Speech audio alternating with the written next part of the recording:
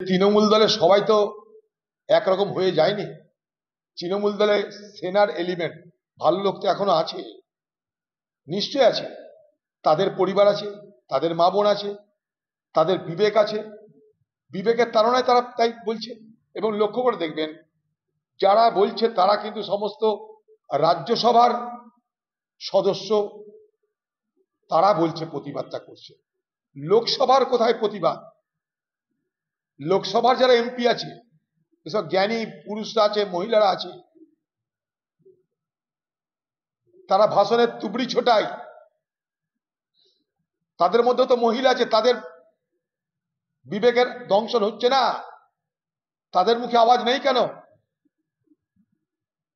আজকে রাজ্যসভার যারা সাংসদ তারা বলতে পারে, কারণ তারা জানে আজ না হয় কাল আমাদের আর কি হবে, যা হবে হবে। শান্তনু সেনকে সরিয়ে দেওয়া হয়েছে, সুখেন্দু বাবুকেও সরিয়ে দেওয়া হবে।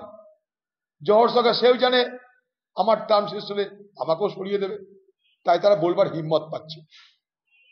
আর লোকসভার যারা সাংসদ তারা কেমন চুপ করে সুরসুর করে দিদির পদাঙ্ক অনুসরণ করছে, চুপ করে আছে তারা।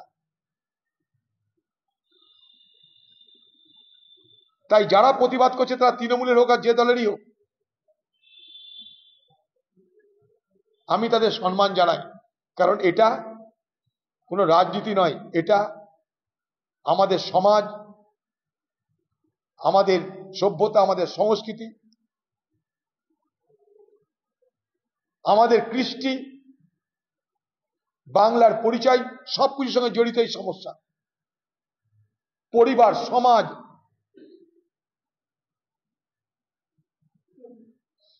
আমাদের সংস্কৃতি, আমাদের কৃষ্টি সবকিছুর সঙ্গে জড়িত এই ঘটনা। সবকিছু ধূলিসাৎ হয়ে যাচ্ছে আজকে এই বর্বরচিত ঘটনার মধ্য দিয়ে।